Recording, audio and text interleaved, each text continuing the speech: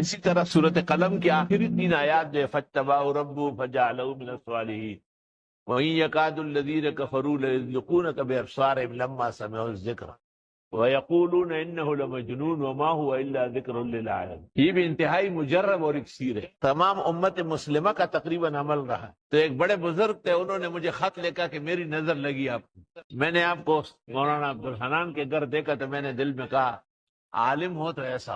اب بس دوبارہ خبر میں نے سنی کہ حادثہ ہو گیا اور ٹانگ ٹوٹ گئی۔ تو وہ ایک حادثہ تو نہیں تھا، کئی حادثات کو جنم لیا۔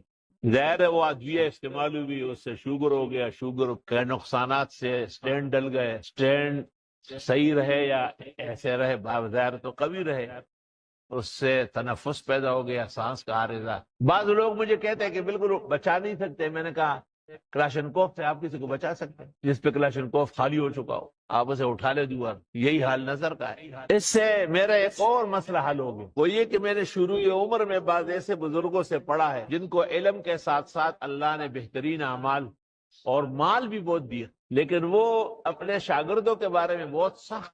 میں سمجھتا تھا کہ شاید ضروری ہے کہ شاگرد کو گھسیٹا جائے، تو اس واقعے سے میرا یہ مشکل حل ہو گیا۔ کبھی کبھی لوگوں کے مال میں تکلیف شروع ہو جاتی ہے، کاروبار بند ہونے لگتا ہے اور روزگار کی کچھ نقصانات شروع ہو جاتے ہیں۔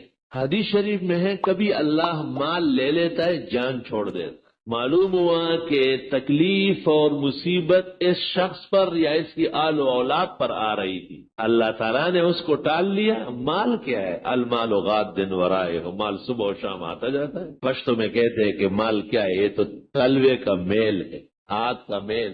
مال تو آتا جاتا ہے، زیادہ ہو یا کم ہو، انسان جب تک رہے گا کچھ نہ کچھ پاس رکھے، لیکن اس کی زندگی، اس کی اولاد، اس کے اعزاء، اس کے گھر بار کی عزت و شرف، اس کا باقی رہنا بہت ضروری ہے۔ اس سے یہ مسئلہ پیدا ہوا کہ وقت بر وقت، وقت بر وقت کہو، وقت بے وقت مت کہو، وقت بر وقت مناسب اوقات میں کبھی آپ کی ضرورت کے لیے، کبھی دین کی ضرورت کے لیے صدقات مالیہ کیا کرو، مال صدقہ کیا کرو۔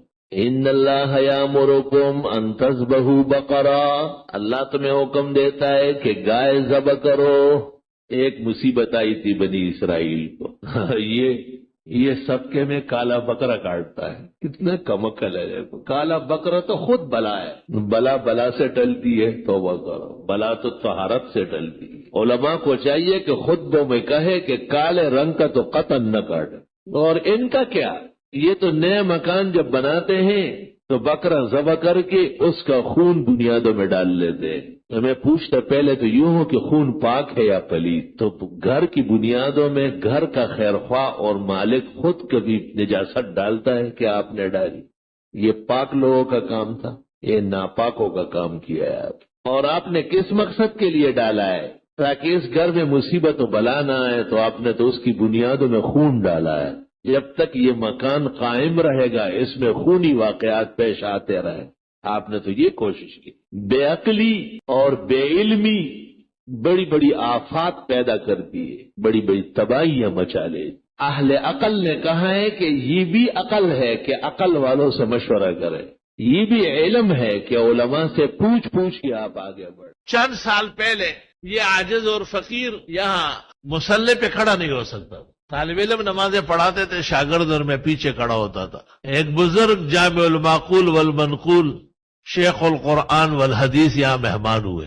منصور بھائی کو اوپر کمرے میں بلایا کہ مفتی صاحب نماز نہیں پڑھاتے، کیوں؟ کہ اس طرح کا کوئی واقعہ پیش آیا ہے، اس کے بعد نہیں پڑھاتے۔ منصور بھائی چلے گئے، مجھے اوپر بلایا اور مجھ سے کچھ سوالات کیے، اور پھر کچھ نام انہوں نے ایک کٹورے پر چاندی کے لکھے اور ایک انگوٹھی میں تار باندھا اور کچھ پڑھا اور وہ چلنے لگی۔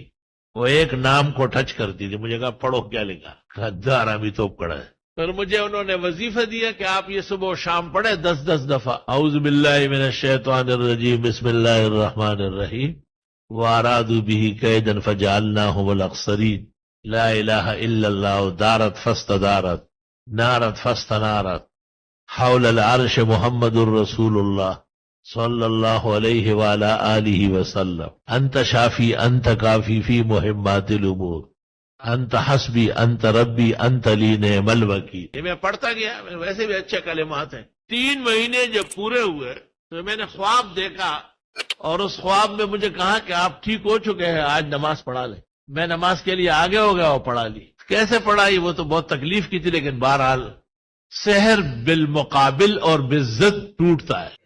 السلام علیکم ورحمۃ اللہ وبرکاتہ۔ محترم ناظرین کرام، مفتی ظفر علی خان صاحب کی ویڈیو دیکھنے کے لیے اور سننے کے لیے، ان کے بیانات کو سننے کے لیے ہمارے چینل کو سبسکرائب ضرور کر لیں۔